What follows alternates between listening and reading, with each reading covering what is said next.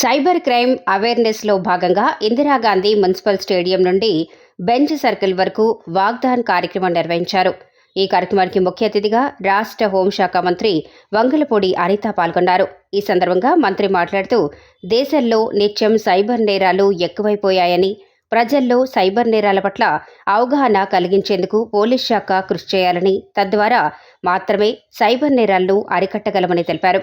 అలాగే సైబర్ నేరానికి గురైన వారు త్వరితగతిన పోలీస్ శాఖకు ఫిర్యాదు చేస్తే నేరస్తులను గుర్తించేందుకు ఎక్కువ అవకాశాలు ఉంటాయని ధీమా వ్యక్తం చేశారు.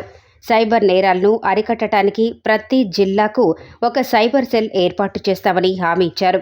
అనంతరం వాగ్దాన కార్యక్రమంలో భాగంగా స్టేడియం నుండి బెంచ్ సర్కిల్ వరకు విద్యార్థులతో కలిసి ర్యాలీ నిర్వహించారు. ముందుకెళ్తుందో మనందరికీ తెలుసు.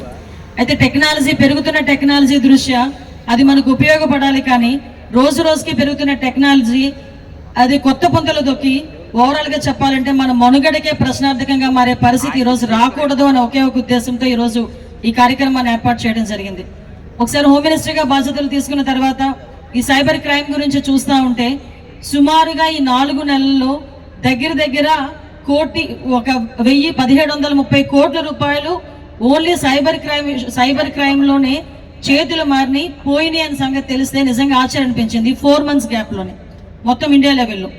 అంటే ఒక అవేర్నెస్ ప్రోగ్రామ్స్ ఉన్నాయి, సైబర్ క్రైమ్ కోఆర్డినేషన్ సెంటర్స్ ఉన్నాయి, 1930 కాల్ సెంటర్ నెంబర్ ఉంది.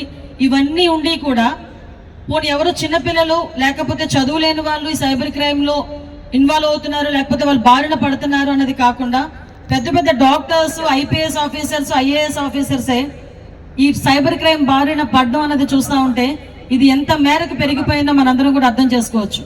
అంటే సుమారుగా 24% ఈరోజు సైబర్ క్రైమ్ రేట్ పెరిగిందంటే మనందరం కూడా ఎంత అలర్ట్గా ఉండాలో మనందరికీ తెలుసుకోవాలి. ఈరోజు పిల్లలందరూ ఉన్నారు, ప్రతి ఒక్కరు చేతిలోని మొబైల్, స్మార్ట్ ఫోన్ ఉంటుంది. స్మార్ట్ ఫోన్ లేకుండా ఏమో ఇంట్లోని పెట్టుకున్న పర్స్ అయినా తీసుకెళ్తామో తెలియదు, కానీ మొబైల్ మాత్రం ఉంటుంది. పర్సులు పెట్టుకోవడం మర్చిపోయారు, ఎందుకంటే phone pay, Google pay, everything in phone. మనం